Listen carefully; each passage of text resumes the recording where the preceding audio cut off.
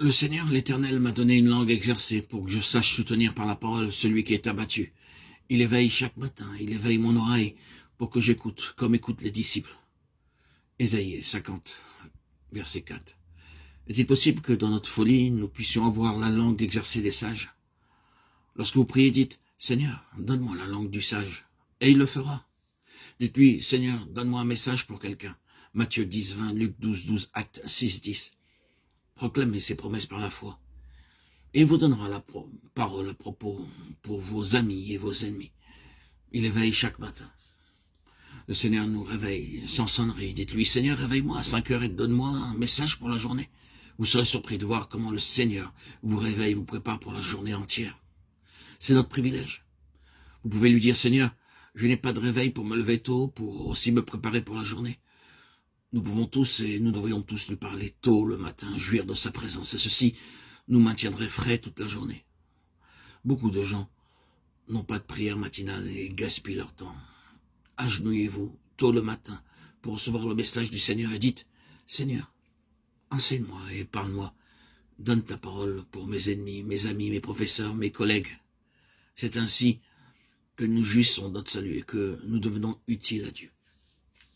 Écoutez-moi, vous qui poursuivez la justice, qui cherchez l'Éternel, portez les regards sur le rocher d'où vous avez été taillé, sur le creux de la fosse d'où vous avez été tiré. Portez les regards sur Abraham, votre père, et sur Sarah qui vous a enfanté, car lui seul, je l'ai appelé, je l'ai béni et multiplié.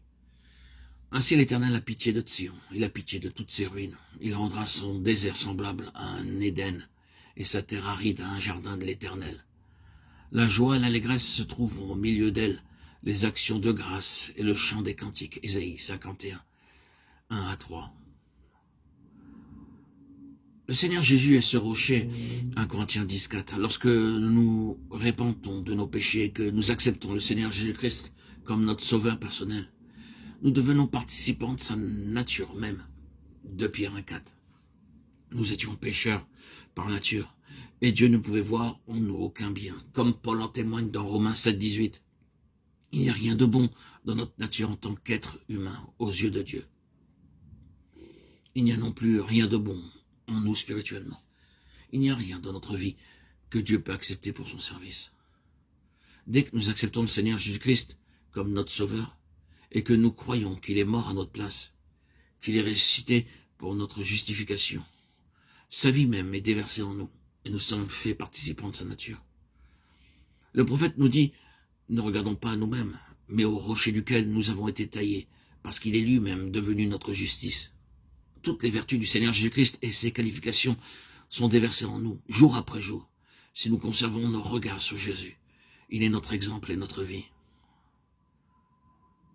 Si vous désirez être humble, dites-lui, Seigneur, rends-moi doux et humble comme toi-même. Si vous voulez aimer vos ennemis, dites-lui, Seigneur, donne-moi le même amour avec lequel tu aimas tes ennemis, lorsque tu disais, pardonne-leur car ils ne savent pas ce qu'ils font. Nous pouvons lui demander de nous donner son amour, sa patience et sa joie. Alors un jour, nous serons comme lui. Avec cette vie, il nous sera donné des corps immortels et glorifiés. 1 Jean 3, 2. Oh Seigneur, donne-moi une plus grande mesure de ta vie pour triompher de mes faiblesses et de mes faillites. Nous deviendrons ainsi des vainqueurs.